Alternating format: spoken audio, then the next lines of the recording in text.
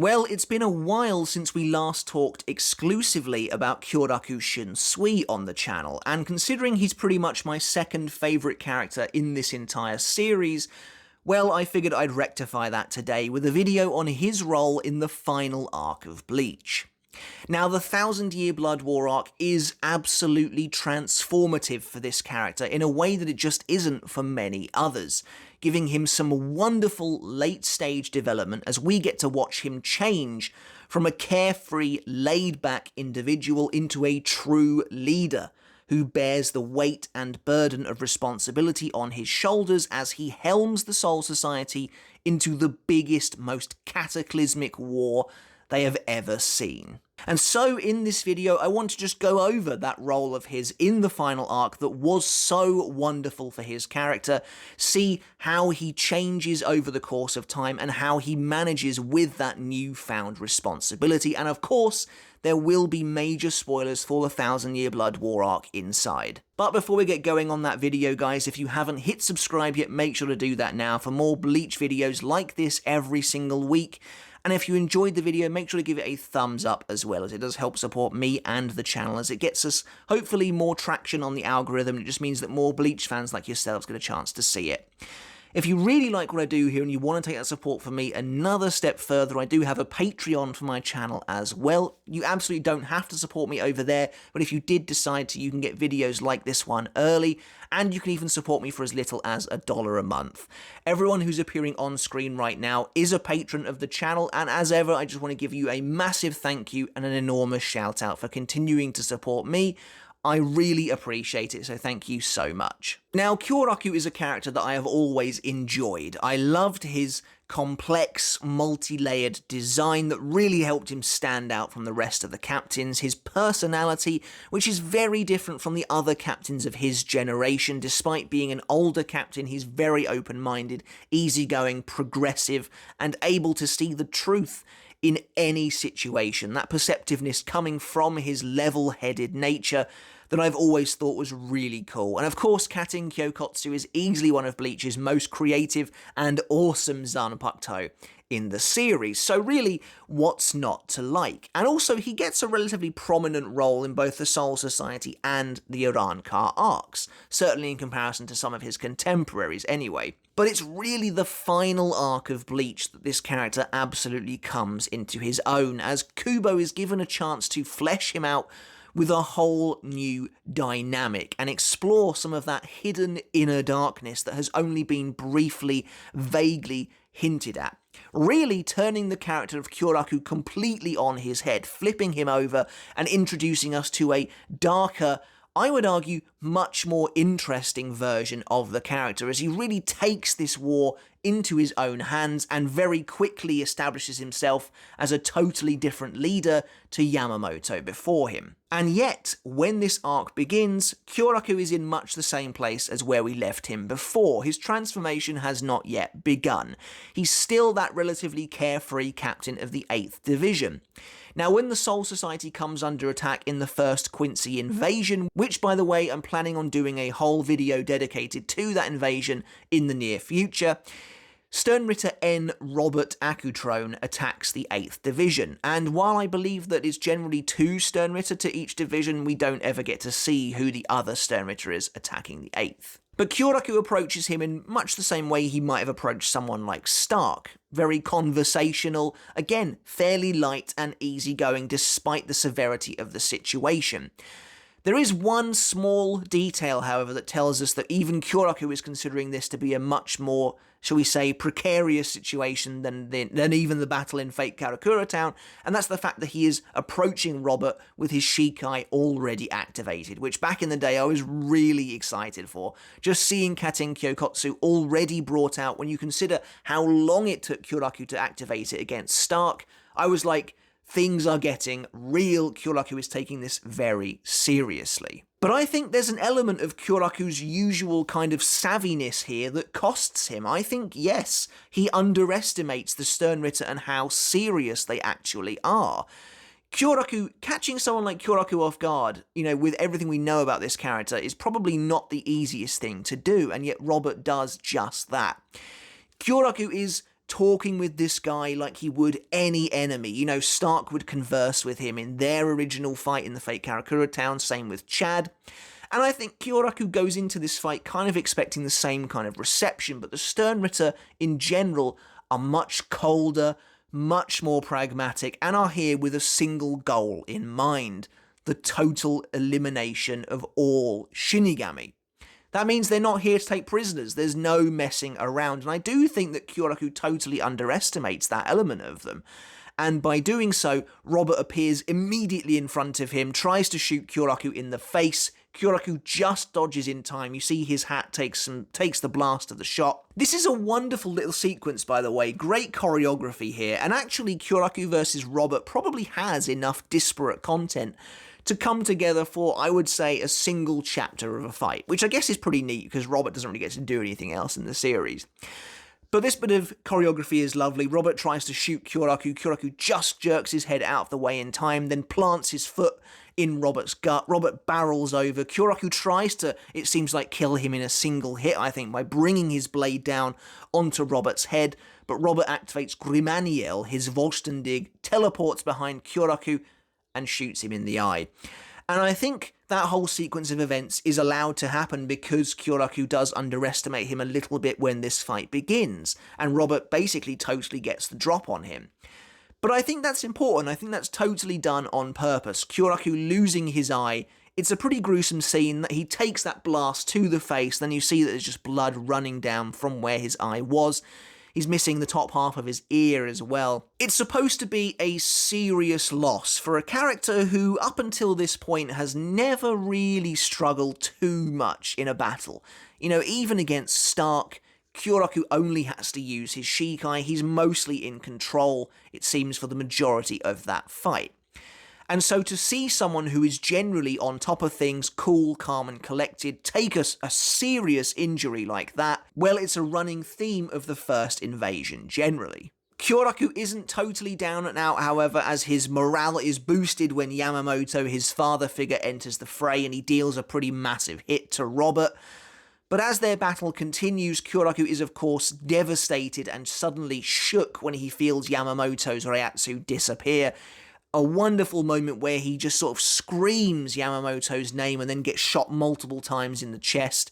This is the first instance, by the way, of Kyoraku's humanity being really focused on in this arc. Us getting to see him in a light that we have truly never seen before. And that's really exciting to me. We get to see Kyoraku's vulnerability. I think that's the crucial word here. He feels vulnerable in a way he has never really felt before. And that's kind of what I mean. Like, against Chad, he was obviously so far out of his league that Kyoraku was able to remain mostly aloof for the entire time. And even against Stark, Kyoraku, I think, is painted as being clearly more experienced and stronger for virtually the entire fight. Now, admittedly, Stark's not really into it most of the time, but you never get the sense that Kyoraku is that vulnerable. And even against Aizen, it really feels like Kyoraku, in my opinion, there was a bit of a cop-out, him getting taken out in a single hit like that just because Hitsugaya threw everyone off their guard. But here he feels vulnerable in a light that we have never seen. And so after this idea of exploring Kyoraku's humanity as a major point for this character in this arc continues onwards.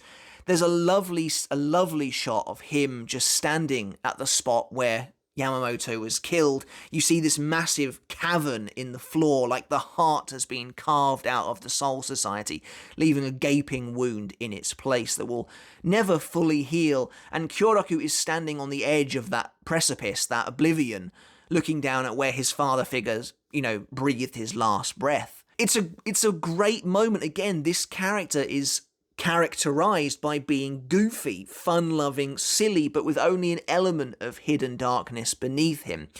And now he has suffered a humbling defeat at the hands of the Quincy in much the same way as the rest of the Gotei 13 has, and it's very personal for Kyoraku, I feel like. Maybe he feels like he let Yamamoto down. Maybe I don't know. It's just you have to wonder what's going through his head. And this is another instance, by the way, of Kubo really choosing Kyoraku over Ukitake in this arc. In many ways, these two characters used to be presented as two halves of a whole, a duo, but Kubo elects to just go with Kyoraku moving forwards and giving him the development. Ukitake is really pushed to the sideline in this arc in favour of his former partner, essentially. But already, you can kind of get a gist for the route that Kubo wants to take this character in the final arc, with Kyoraku being the only one, it seems, or the only one we see anyway, visiting Yamamoto's, I guess, site of his defeat. That is almost like a spiritual passing on of the mantle of Captain Commander that he would eventually come to inherit. And then later in chapter 515, before he is officially made Captain Commander, we get to see the first kind of flashes of that as he steps in to kind of calm the captains down during another brilliant scene. This is the sort of thing that I think people really overlook when they talk about how much they don't like the final arc. I think, well, look at stuff like this. The captains breaking down, arguing in a way that we have just never witnessed before, quarrelling, shouting at each other, Kensei telling Soifon you're embarrassing yourself, she has a massive go at him, Komamura just raging at her. It's so good, and you start to see the Soul Society just breaking down, just collapsing because they've lost their leader, until a new one steps in. And Kyoraku's like clapping, he's like, that's enough, all of you need to settle down. Fighting like this in front of Yamamoto's effects, he'd be embarrassed by you. And this was the first moment, you can go back, I probably said this in my review all those years ago, but this is that first moment where you, as the reader, are supposed to go, he's probably going to be the next Captain Commander, because this is him bringing everyone back into the fold. They've suffered the worst defeat probably they've ever seen. Byakuya and Kenpachi are fighting for their lives in the infirmary, and it's Kyoraku who brings them all back, reminds them of what it is to be a member of the Court Guard squads. He's like, we will fight, we will move forwards, we will protect the Soul Society, as that is what it means to be the Gotei 13. It's wonderful. It's very telling as well. This is the first time we see Kyoraku with his new eye patch. The eye patch is so good. It's fairly small as a design change goes, but A, he looks way cooler with the eye patch, but also B, it's a physical reminder of the defeat he suffered at the hands of Robert Akutrone, but more than that, it's a sort of metaphorical representation of the change he undergoes. From the moment he puts that eye patch on, although he does retain some of his kind of foppish and fun-loving nature, from this point on, he is a different man entirely. And so this is the real first stepping stone for Kyoraku's great development in the final arc of Bleach, inheriting that title from his now deceased father figure. And again, when I say Ukitake is being left at the wayside, it's Kyoraku that we get to see in that pivotal flashback about Yamamoto just before he dies. It's Kyoraku who it really comes across as being the almost surrogate son of Yamamoto. And that's why it's all the more important that he is taking after his father figure now. And in 520, he is actually promoted to the Captain Commander position. And that's a really nice moment too, because you get the sense that he still doesn't quite want this responsibility. He doesn't want to shoulder it. When he kind of reads that letter, he's like, oh, for crying out loud. Like, that was the last thing he wanted, was to take over Yamamoto's position. But at the same time, he still steps up to the plate regardless. And actually, considering he didn't want the position, he slips into it very easily, and already begins to upend the way Yamamoto used to run things, openly challenging the Central 46 in the exact same chapter that he gets that crucial promotion. He's already changing the way things have been done forever, and we've discussed this on the channel before. It's that idea of tradition versus new age. Like, Kyoraku is a new Captain Commander for a new, fresher age of the Gotei 13. It's not so much out with the old, in with the new, as he does still obviously respect Yamamoto, respect everything that came before, the eons of tradition that have lined the Gotei 13 for a millennia, but he is ready to do things his way. And most importantly, the crux of this is that he is ready to be the Captain Commander the Soul Society needs to survive this war. One of the biggest themes of the 1,000-Year Blood War arc, the first invasion, is this idea of new versus old. And the Vandenreich are supposed to be the representation of that new technology, the war machine, pushing forwards with innovation. You know, they're coming into battle with their medallions that allow them to steal Bankai and use it against their opponents. It's the perfect antithesis for the captains. It is designed with laser efficiency to give the Stern Ritter the upper hand in battle. Almost as if this is what they've been preparing for 1,000 years, while the Soul Society has been sitting around, growing complacent, growing weaker over time under Yamamoto's rule. And so when Kyoraku takes over, it's like a fast track to catch up to the Vandenreich, to deal with the Vandenreich. And you see that. You see the Soul Society's countermeasures coming out, using people like Kisuke Urahara, working with him, someone who was formerly exiled. Well, it's Urahara who gives them the means to get their Bankai back. And so it's really cool, I think, when you look at the war from that perspective, from almost a technological perspective. The Vandenreich came into the first invasion just way more advanced than the Soul Society, better prepared, having this been their sole focus. And then you see the Soul Society play catch-up, and I really like that. And of course, we see Kyoraku breaking the rules almost immediately, having 2 vice-captains to better run the day-to-day business, and electing to train Kenpachi Zoraki in the art of the sword. 2 things that the Central 46 do not agree with, but go ahead regardless. When the second invasion of the Vandenreich begins, it's really intriguing to see Kyoraku taking on that leadership role, spending the majority of this battle looking out over the expansive battlefield. I would have really enjoyed an actual fight between him and Yugrum. Unfortunately, that doesn't happen. Most of the time, it's just Nanao showing off her proficiency with Kido. So that's a fight I wish we had seen, but unfortunately we don't get to. Instead, Kyoraku takes perhaps his next most drastic step away from being a traditional Captain Commander once Yhwach and the Stern Ritter make it to the Royal Palace. And he actually goes and confronts the Central 46 about releasing Aizen. Clearly, again, being pragmatic, knowing that once the Soul King is getting involved in this, once that kind of level of power is coming into play, they are going to need someone on their side who can match that if possible, and Kyoraku is absolutely right to do so. Once Yhwach manages to absorb some of the Soul King's Reiatsu, an enormous surplus of it goes crashing down towards the Soul Society, swamping it in blackness and basically just covering the land in these strange Reiatsu monsters.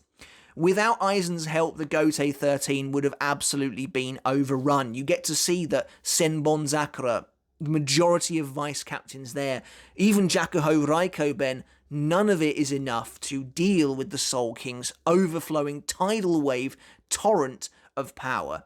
The only thing that does save them is the arrival of Aizen, who uses his immense Reiatsu to obliterate the Soul King's own power. And then when the Soul King's power is looking like it's going to devour everything, of course, Aizen uses a fully powered Hado 90 to eliminate it completely. Thus showing that Kyoraku was right in freeing Aizen, because without him they probably wouldn't have overcome that suffocating blanket of darkness. And I'm going to be honest with you, I think this whole sequence is some of the best writing in the series, because we get to see in real time how people feel about the way Kyoraku is running this war and his rebuttal to their concerns. It's so good. They are challenging him in a way that Yamamoto, you have to presume, was probably never challenged in his life. And I'm guessing that's because basically for the entirety of the lives of the current captains, Yamamoto was always the captain commander. He's always been that unimpeachable figurehead of authority. Whereas Kyoraku, just although he was older, more experienced, more powerful, he was still just a captain at the end of the day and has now been newly promoted. So perhaps it feels like amongst the rest of the captains that they are more free to challenge him than they ever were Yamamoto. And that's a brand new way of running things. That's a brand new way of running the Gotei 13 in its most desperate hour. And I think it's really cool. I love that even though Aizen saves their lives, they hate the fact that he is involved. They hate the fact that he has been brought out of Muken to bail them out, essentially. And you probably have to, understand that really hurts their pride. But more than anything, there's a moral quandary here. Like, do we really get help from the guy that we put away, who wanted to annihilate the Soul King, who wanted to totally upend the way our system works? Do we really get this guy's help? And the answer is clear in Kyoraku's eyes, yes, because we need it. All that matters right now is winning and surviving this war, and ensuring that the Soul Society prospers and continues in the future. That is what matters to Kyoraku at this moment. Again, this is something we've discussed before, but one of his best quotes in the entire series is, of course, when he debates with the rest of them on the ethical nature of releasing Aizen, where he basically says, you're talking about pride. Well, let's talk about the Gotei 13 instead.